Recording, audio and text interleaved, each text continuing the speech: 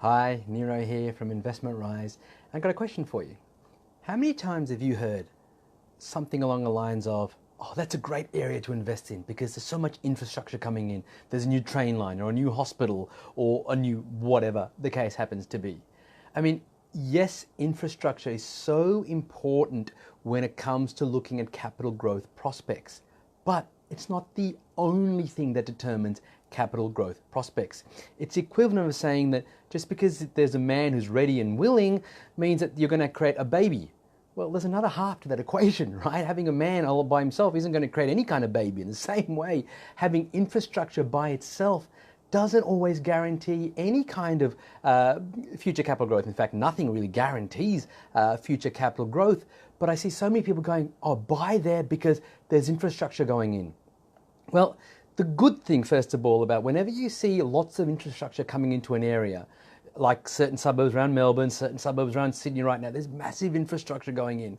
Well, first thing is that means that prices are not going to crash, right? Because the infrastructure coming in is based off, obviously, hopefully the government doing their studies correctly and private enterprise are backing the infrastructure spend.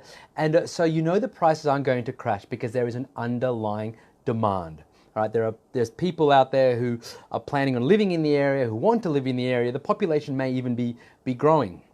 But does that mean necessarily the prices are going to rise? Well, the question is, you've got to ask yourself, what is it that makes prices rise? Yes, obviously infrastructure helps, but it's actually about excess demand. What I mean by that is there more demand in the area for property than properties available at affordable prices. Now, if you understood just what I said, it'll all of a sudden cut through a lot of the uncertainty, a lot of the chatters going out there in the marketplace right now. Because see, a lot of people talking about the fact there's underlying demand for property, which means that's great. That means there is this demand for property, which means that prices won't crash because there's always this demand there at a certain price point. But is there enough demand? Is there more demand than supply?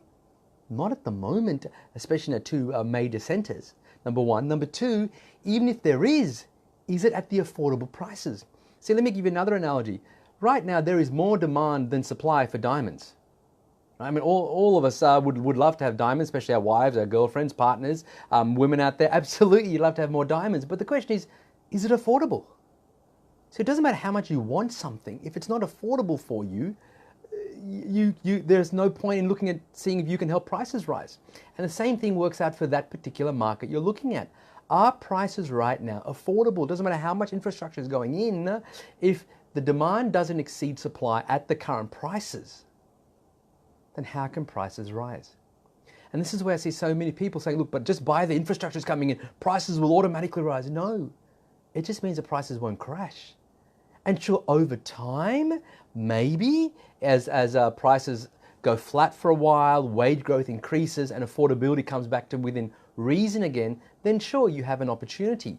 But I would certainly be cautious about everybody or so many people advising you saying buy there because of infrastructure. On the flip side, if you've bought a property in Sydney or Melbourne and had it for a while, you've had some great growth, you're considering, do I sell or not? Well, consider the fact that you've probably had some great growth.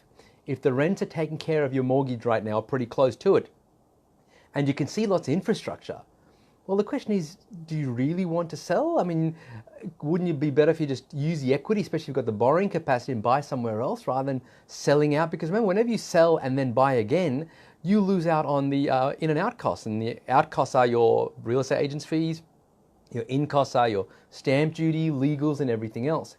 So infrastructure is great to look at, but it should just be a trigger to then look further into the area. It shouldn't be the only thing that determines price growth. You've got to look at the demand. Does the demand exceed supply at current prices? That's always the key caveat you've got to ask yourself, because otherwise it doesn't matter. Prices won't rise if people can't afford the higher prices. So that's why I just think when it comes to infrastructure, it's important. It's important the government continues to put in roads and everything else, but are they servicing an underlying demand? Or are they trying to meet the excess demand that's out there? That's a key question to ask, especially at today's prices. If you believe the answer to that question is yes, then I think you've got a good chance of capital growth in the future.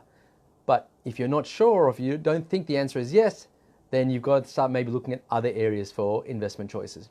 I really hope that helps. Let me know what you think about this whole thing about, oh, look, they're building a new road or there's new infrastructure coming in. Yes, we need to be investing there.